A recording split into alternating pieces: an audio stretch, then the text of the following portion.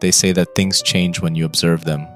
For example, my mom would look so proud at my childhood soccer games, but she'd immediately change the moment she noticed me on the substitute bench. A moment of observation, intended or not, can change everything. One summer, my parents drove me out to a nearby national park. They had a junior ranger club where kids were introduced to all manner of wildlife knowledge and survival trivia. I wasn't sure about it at first. It seemed like just another thing on a long list of nothings. But I gave it an honest shot. Along with a dozen other kids and the chemically positive ranger accompanying us, we had craft sessions, survival training, cave exploration, and all kinds of games. Unlike sports, it wasn't just about beating an opponent. This was about cooperation, to work together. Seeing us all work towards a common goal changed something in me, brought out something good. I enjoyed that. Back in July of '98, all 12 junior rangers set out on a spotlight night walk. Along with our guide, we were to pack our own survival kit and make our way to one of the ranger stations. There we'd unpack and be graded based on what we'd chosen to bring. There was this excitement in the air. It was like a graduation of sorts. We were to become official wildlife stewards, they called it. We excitedly paired up in a buddy system, 2x2, and followed the trail. It was supposed to be uneventful. The man in charge, Ranger Dan, had done that walk every summer for the past 12 years. He was prepared for a lot of things, but nature had other plans that night. I remember him holding up a hand, silently asking us to stop and listen. There was this deep groaning noise off somewhere in the dark. I heard rustling bushes and crackling saplings. I saw 2 gleaming stones reflecting the shine of our flashlights. A black bear. Looking back at it, it really wasn't as bad as it sounds. The bear sniffed at Ranger Dan for a bit and wandered off, but to a group of 10-year-olds it was like staring at death itself. My buddy panicked and bolted into the woods. We're not allowed to ever leave our buddy, so I did my best to keep up with him. I yelled at him to stop, but by the time he did, we'd been separated from the rest of the group. I couldn't even see their flashlights anymore. Luckily, they used to have a system in place to help lost visitors navigate. They called it the Lady Bluebell system. All over the park, they'd wrap blue tape around the trees and tie a bell in the direction of the closest ranger station or trail. Even in the dark, you could hear a bell go off every now and then, and you could check the bell to get a direction. Spotting that blue tape immediately improved our odds of survival. We'd been taught that if all else fails, all we had to do was to follow 3 simple rules. Stop, listen, look. Lady Bluebell takes you home. Those were the rules. That first moment when I realized we were lost was horrifying. I could barely breathe, like I was choking on the darkness. My buddy was having a panic attack, but I did what I'd been told to do. To stop, listen, look. Lady Bluebell would take me home, and I swear, not only did I hear that bell, I saw her. A tall woman in a blue dress, off in the distance, a sun-tanned arm pointing us in the direction of the trail, long dark hair framing a brilliant smile, a warm presence in the dark of night.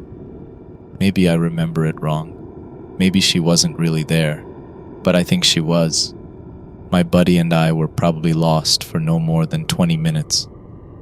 We made our way back to the trail. Not long after that, we spotted flashlights in the distance. The rest of the night was nothing but praise from Ranger Dan, all the hot dogs we could eat, and scary stories told by a roaring campfire. I never told anyone about seeing Lady Bluebell, not a living soul. My mom thought that night would be the end of my interest in the Junior Ranger Club, that it'd scare me away. But strangely, it had the opposite effect. I had used what I'd learned to survive, to win. And this wasn't just winning a game, this was winning at life itself. I'd faced real, actual danger, and lived to tell the tale. That's when I knew I wanted to be a park ranger. I got my Bachelor of Science in Forest and Natural Resource Management from MSU, worked a few different jobs, took a sabbatical, and ended up with a position at the Minnesota Department of Natural Resources in 2009. Nowadays, I'm the one running the Junior Ranger Club, Ranger Dan retired back in 2018 but still volunteers for the club in the summer. I've acquainted myself with the area for over a decade. I'm confident when I say that I know my way around. I know what animals roam which areas, and I can tell by the shifting seasons what is to come. I know how flash floods smell, and I can tell by the taste of the air when a lightning storm is coming. Still, every now and then, Mother Nature surprises me, and sometimes she gives way to something different entirely. The park has changed a lot too.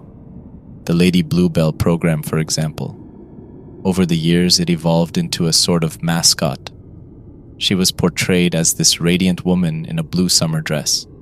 She also had her sidekicks like the mischievous Ricky Raccoon and the ever-somber Sunny the Sad Sunflower. There were comic books, trading cards, stamps, merchandise. She was a beloved icon. They hired a woman to dress like her every summer, to welcome the junior rangers and teach them the system. Lady Bluebell was sort of our Smokey the Bear, telling kids how to behave in the park to keep themselves and others safe. I loved it. Long after the end of Junior Ranger Club came to an end, I still collected all sorts of Lady Bluebell memorabilia. But there were issues. Over time, some visitors to the park began stealing the blue tape, keeping it as a souvenir. Others just took the bell. Some moved the bell around, purposefully pointing it in the wrong direction. Over time, the effort and resources required to constantly fix the system started to outweigh the benefits. They officially ditched the Lady Bluebell Takes You Home motto in 2008 and retired the mascot entirely in 2011. I was sad to see her go, but it made sense. It just wasn't practical anymore. Times change. Now that you know me a little better, I want to tell you about one particular incident, something I haven't been able to share with my friends and colleagues. It was late August. I was following our southeasternmost trail, mapping the movements of an elk herd. The leaves were just about to change color, and there was a tinge of cold in the air. Branches had started making snappier sounds, and the days were rapidly growing shorter. Autumn was just around the corner. That day, I was ready to head back when I spotted a plume of smoke just off my trail. Nothing big, possibly a campfire. I decided to give it a once-over just in case. I came upon a small camp, a rough-looking one-man tent, neon orange, a hastily constructed campfire with what looked like a grilled squirrel. I caught a whiff of sweat coming off the tent, giving me the impression that whoever lived there had been around for a while. Looking at their choice of meal, I figured maybe a bit too long.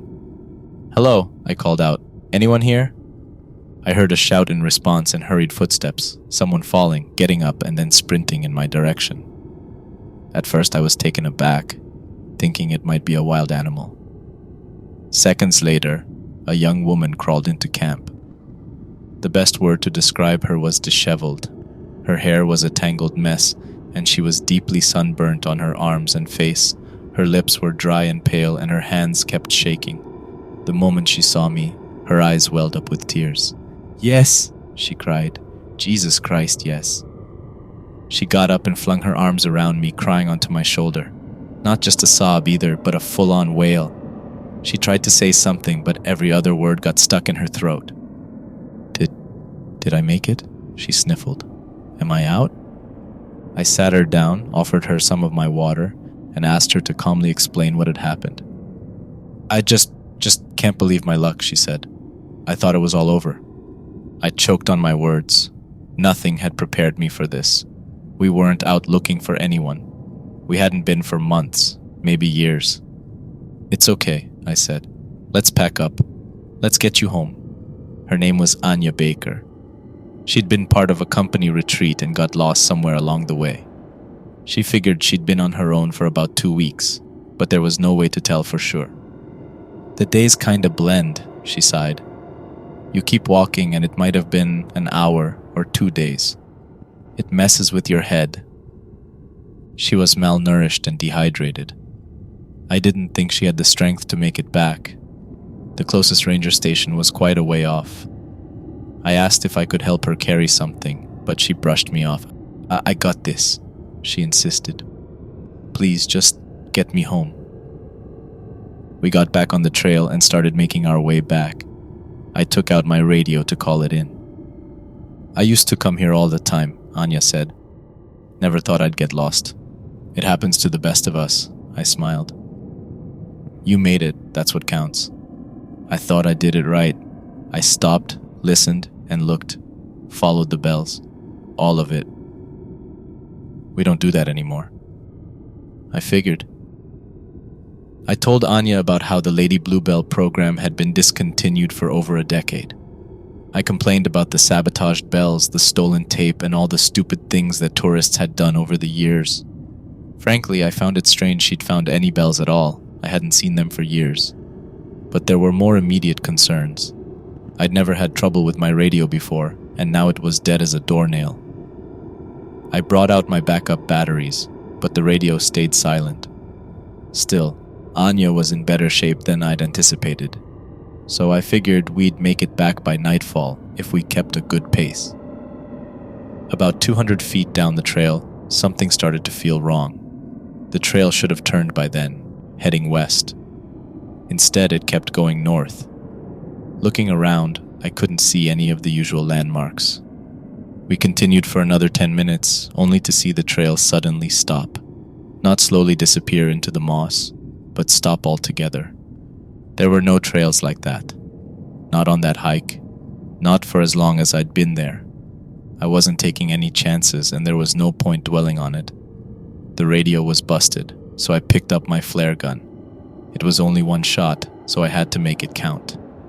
I aimed it up, asked Anya to step back, and fired. The light soared into the sky with a whoosh, bathing the treetops in an intense red glow. Those things are louder than you think. It's nothing like the movies. Now we sit tight, I said. They can't find us if we keep moving. So we buddy up, Anya smiled. That's what you're supposed to do, right? That's right, I nodded. Anya made herself comfortable on a log and took a swig from my canteen. Lady Bluebell takes you home, she sighed. She shook her head and handed back my canteen. A twinkle in her eye came and went. Not anymore, it seems. We stayed out there for hours. We shared a protein bar, and Anya helped me set up a campfire. To my surprise, there was a stream nearby. There wasn't supposed to be, but there was.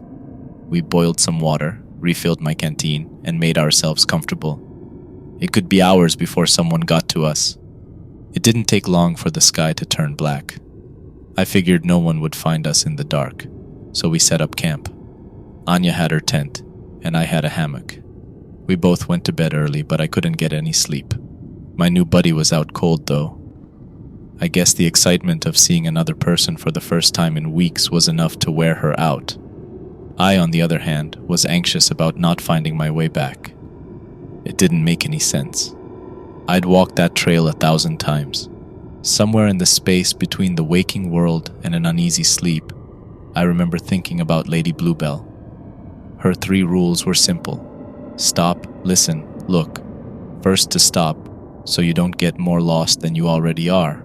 Second, to listen. The sound of the bells usually travels much further than the sight of the blue tape. And the third rule, to look, was a reminder to identify which way the bells were positioned. I remember thinking that we'd already done the first part. We'd stopped. A part of me wanted to listen, like I'd done back when I was a kid, to hear that bell and find my way back. As sleep faded from my mind, my eyes drifted into the dark. I noticed a strip of blue tape wrapped around a nearby tree. Strange that I hadn't seen it before. Maybe it wasn't there until I started to look for it. Anya was awake long before I was. She'd heated up a bag of chickpeas from my pack and sliced up some salami. Simple stuff, but all you needed to keep going. I went to refill the water canteen again, but couldn't find my way back to the stream. Realizing it just wasn't there anymore made my blood run cold. I wasn't used to doubting myself. I knew these woods like the back of my hand, and suddenly it felt like I'd found an extra finger. None of this made any sense. I checked my map and double-checked my compass. There was nothing even close to a landmark in our vicinity. There were no obvious elevations, lakes, or rivers. I was running out of options. It took me a moment to realize the Anya was staring at me from across the campfire, having picked up on my anxious fiddling. She gave me a reassuring smile. "I saw her once, she said, "back when I was a junior. It's not uncommon," I added. "Lots of kids think they see her. We all made her up in our minds, trying to convince one another that she was real." "No, I mean really saw her, dress and all, tall as hell." Anya finished up her last spoonful of chickpeas. "I was out fetching firewood. I wasn't even lost. She just stood there, looking at me." Shadows can play tricks on us. "No, see, that's the thing," Anya laughed. "It was the middle of the day." We waited all day long, morning, afternoon, and long into the night. Still, not a soul to be seen. No flares going up, no sounds in the distance. It was just me, Anya, and miles of forest. A forest that should be familiar to me, but somehow wasn't. We decided that, come morning, we would make our way back on our own. Heading straight north should bring us to one of the main trails, no matter our approaching angle. I couldn't bring myself to tell Anya that I, too, had seen Lady Bluebell. After all these years, I still couldn't believe it, even though it had been just as clear as the way Anya had described it. That night, I stayed up listening to the howling wind. I tried to ignore it, but I couldn't. I couldn't help but to listen. And the more I tried to avoid it, the more I heard it. And there, hidden in the breeze, was something else. Distant bells, urging me to look for Lady Bluebell. The next day we packed up and got moving. Anya was much better off than when I'd first met her, having snacked on most of my backup rations. I still had some left, but we'd have to start foraging soon. Still, the trail shouldn't be more than a few hours out, at most. But then again, nothing seemed to be where it ought to anymore. We hiked through a clearing, stepping over collapsed trees and knee-length grass. Then I spotted something in the distance. I waved Anya over, and we took a detour. It was one of our old stop, listen, look signs. I hadn't seen one in years. It was a bit roughed up, but still legible. However, it had been slightly altered. Someone had added "don't" to every line with a bright blue paint. Don't stop, don't listen, don't look. Lady Bluebell won't take you home. "Did you?" "No," Anya interrupted. That's new." We came to the same conclusion. We weren't alone out there. We continued north, but I couldn't help the feeling that there was something off about the whole area. I started to notice little details all around. Broken branches and paths in the grass. There was a spot next to a large rock that looked like someone had been sleeping next to. The tracks were pretty distinct. I even found a few footprints, and Anya swore that she'd never been there before. By late afternoon, I was getting worried. Not only had there been more footprints and tracks, but they were getting fresher. We slowed our pace, and I started to take a better look around. I needed to get an estimate of just how many others were out there. I was following the tracks of about 3 people when I saw another clearing ahead of us. It took me a few moments to realize that we had effectively walked in a circle. We were back at square one. I could even see the stop, listen, look sign in the distance. I brought out my compass, took Anya by the arm, and stormed off. We had to try again. I don't know when and where we got turned around, but we couldn't stop now. We kept going north, and this time, I didn't put away my compass for a second. We settled into a steady jog, making sure the clearing stayed behind us. Anya kept a steady pace, even if she made a lot of noise. At one point, we stopped to drink some water. I looked back for a second, only to see something in the distance. I couldn't tell what it was, but it was standing upright. No, not just standing, running. At first, we didn't understand what we were looking at. It took me several seconds to realize it was even human. A young man, no older than 17, maybe 18. Rough hair, with cuts all over his legs and arms. He was only wearing a pair of torn jeans, darkened by weeks of built-up dirt. He didn't run like people usually do. He was hunched over and flailing with his arms. He kept doing this strange motion with his neck, like a bobblehead, never standing still. As he got closer, I could hear this constant mumbling, not a scream or a whisper. It was like he was trying to manically force little words into every exhaled breath. I couldn't hear what he was saying, I only understood that it was repeating. Anya backed away, but it was clear that he was heading straight for us. That's when I noticed the sharpened flint in his hand. Before I realized what was about to happen, he charged us.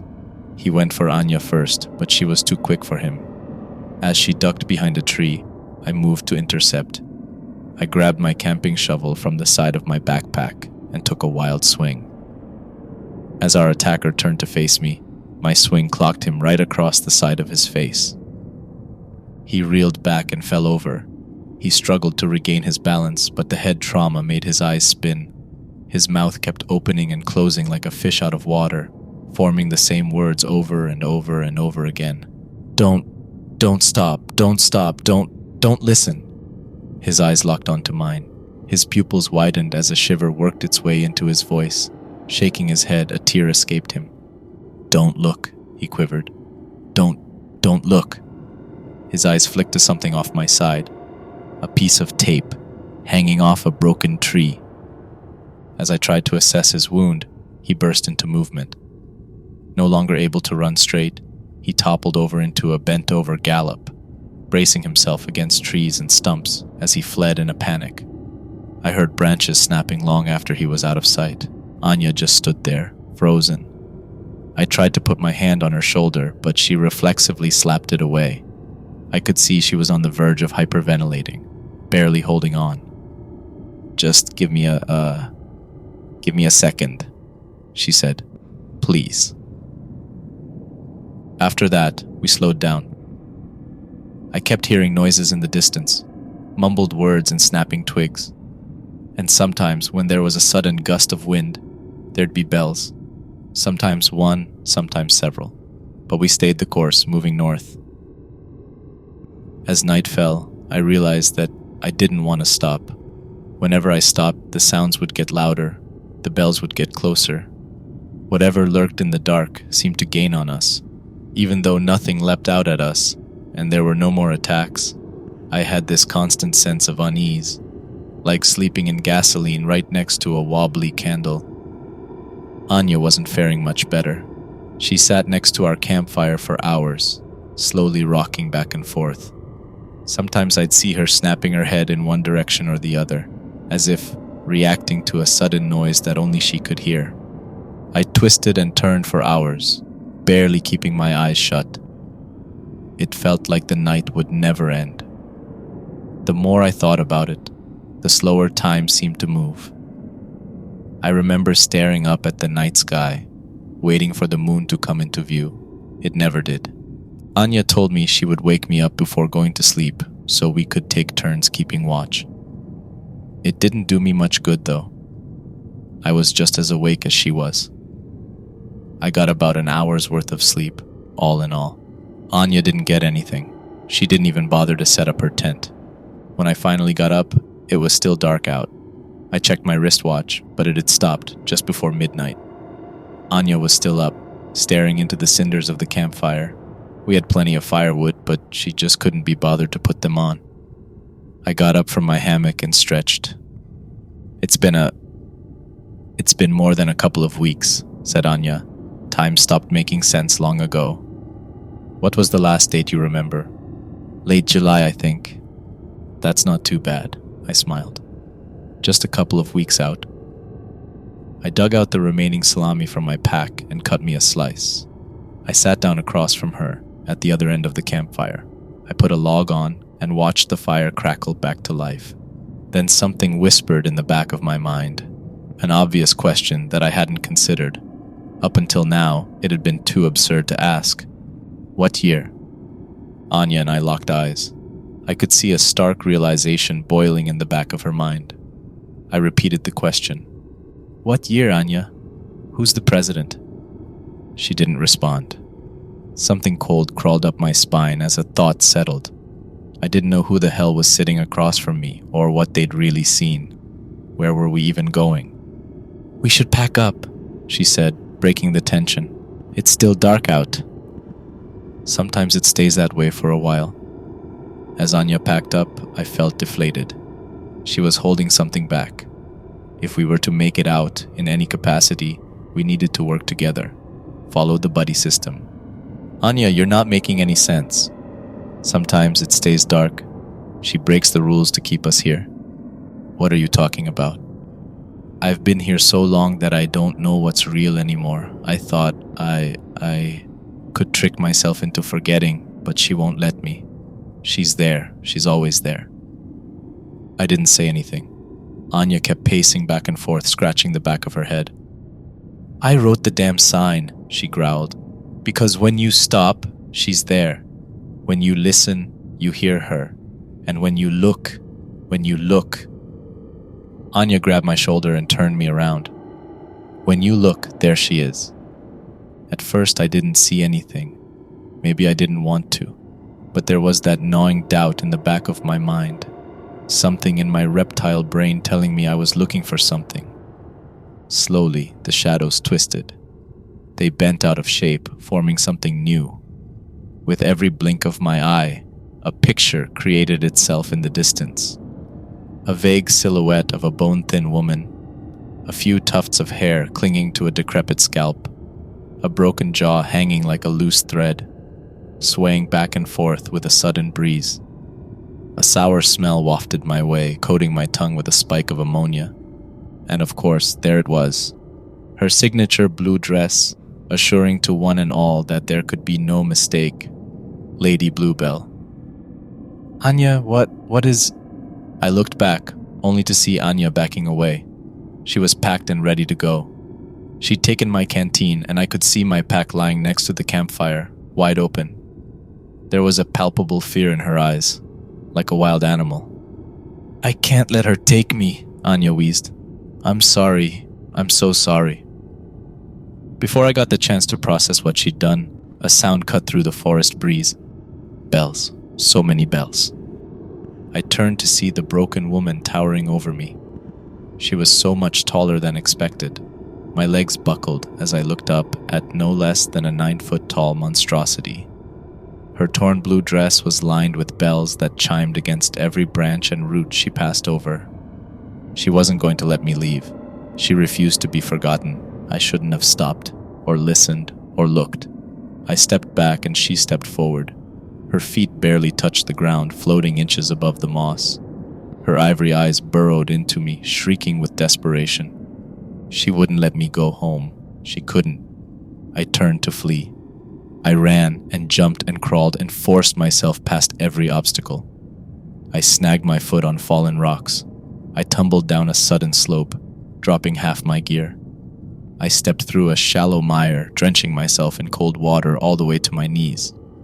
I bloodied my hands and feet and face, but I kept going. And somewhere along the way, the sun rose. Wheezing for air, I realized I couldn't hear the bells anymore. But the moment I stopped to listen for them, I heard one. I bit down on my thumb and screamed. I shouldn't listen. I shouldn't stop either. I had to keep going.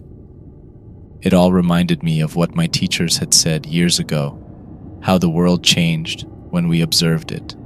Maybe if it wasn't for people coming listen and look, there would be nothing to see there. Maybe by keeping people around, a part of her collective self remains. I don't know how long I was out there, at least a couple of days. I kept moving, stopping only for short bursts of rest. Sometimes I'd dream of bells, and I'd wake to hear them. The slightest thought of Lady Bluebell drew her to me like a moth to an open flame. I'd hear the bells long before I saw her, but one would always accompany the other. She was always there, a stray thought away. I survived by eating boiled pine cones, roots, and eggs from warbler nests. I tried to track my progress, but there was no way to navigate. I'd either end up where I came from or going in the wrong direction. I saw that same sign in that same clearing at least a dozen times. Don't stop, don't listen, don't look. My feet chafed, and I'd grown a solid bare stubble. Having barely slept, I was having trouble shaping cohesive thoughts. I remember sitting by a stream, not knowing how I got there. Maybe the same stream I'd seen that first day of meeting Anya. I was wringing out my socks and trying my best to ignore my shivering hands. I felt so weak that I couldn't remember what strength felt like. Just getting back on my feet felt like such a monolithic task that I couldn't force myself to do it. I resigned to sitting there with one naked foot in the ice-cold water. My skin color faded as my blood cooled from a painful purple to a sickly blue. It took me a few moments to realize I wasn't alone, but it wasn't Lady Bluebell. It was Anya, just across the stream. She looked at me with this air of pity, apologetically even. It took me a few seconds to notice the makeshift spear she'd whittled, using the Swiss Army knife from my pack, no doubt. "I really am sorry," she said. "After she feeds, she calms down.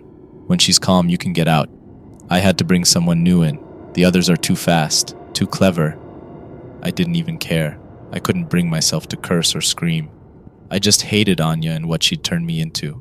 I kept my eyes on the stream, watching the water turn my foot a new tint of blue. "Just take a nap," she said. "Lean back and let it happen. No fuss, no drama." I barely listened. All I could think of was that tinge of blue forming at the edge of my toe. It made me think of her. It made me think of bells. It made me look for her. "That's it," said Anya, readying her spear. "I'll just give you a little tap to make sure we won't have any problems." I looked down at my hands covered in scabs and bruises, my wet socks clinging to my thigh. Suddenly, a pain shot through my left leg. A quick jab from her spear and my body exploded with damaged nerves. It was as if a burst of electricity shot through me, forcing me out of my lethargy. As my blood mixed with the stream, I could feel my heart beating out of my chest.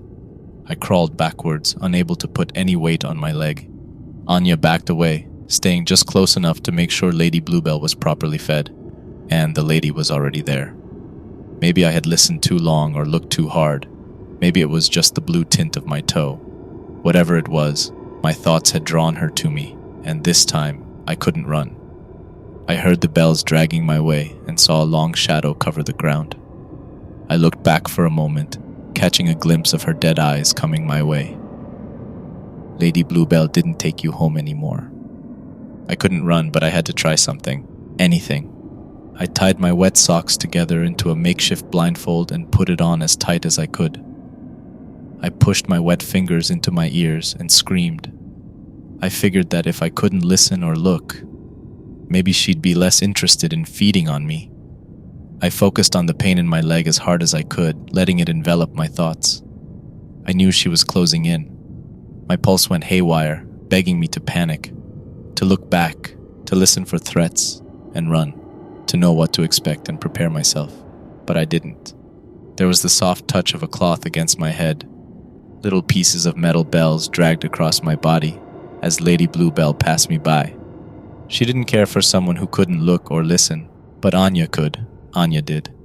Keeping the sock blindfold on, I flopped onto my belly. I kept my fingers in my ears, screaming until my throat was raw. I felt a thumping in the ground as something was dropped, and quick footsteps in rapid succession. Someone was running, then a sudden stop. For what felt like an eternity, it was just me and my thoughts. Maybe she got away. Maybe we both made it. Then something meaty bumped into me. Something warm and wet. It splattered onto my clothes and stained my face, drowning the air with a stench of blood. There was a reverb in the air, like the vibration of a scream. But I didn't turn to look. I didn't turn to listen. And I refused to stop. Hours later, I made myself a crutch. I pressed wet moss into my ears and kept the blindfold tight. Blind and deaf, I forced myself forward. It was just inches at a time, and every step of the way shot through me like a bolt of lightning. And somewhere along the way, I felt a solid trail under my feet. Taking off the blindfold, I started to notice familiar landmarks. My clock started ticking, and my radio burst to life. I was back on familiar ground. Maybe Anya had been right. Lady Bluebell was more relaxed after a feeding. Civilization was just around the corner, waiting for me to observe it once again. I'd been gone for 6 weeks. It was none other than Ranger Dan that came across me, leading a troop of junior rangers across the same trail as all those years ago. And yes, he had hot dogs. Now that some time has passed, and my leg has healed, I've retreated to an administrative position. I keep my exposure to the park minimal. I haven't told anyone about what really happened, not only because it sounds completely insane, but because knowing about it might actually put them in danger. I might not get along with everyone, but I wouldn't wish for anyone to come looking for Lady Bluebell. Anya Baker was indeed reported missing from a company retreat, about 8 years prior. The strange young man was a mystery. No one matching his description had been seen for years. Looking back at it, it feels so obvious. Anya had been so frantically preoccupied with fighting her way forward that she never really considered the very first rule: to just stop. Perhaps there is some greater lesson to be learned. There were so many of us that never wanted Lady Bluebell to leave. We stopped along the trails to listen and look, hoping some part of her was still out there. Maybe we were just looking for our childhoods. I know I was. I believed that she was some collective consciousness of belief, remaining in a forgotten part of what the park used to look like. A creature we all made and abandoned, like the ghost of someone who never truly was. Maybe the world changes when we look at it, and sometimes it changes when we don't. And in the deep dark of those unseen chasms, things still grow, unheard, unseen, and unstoppable.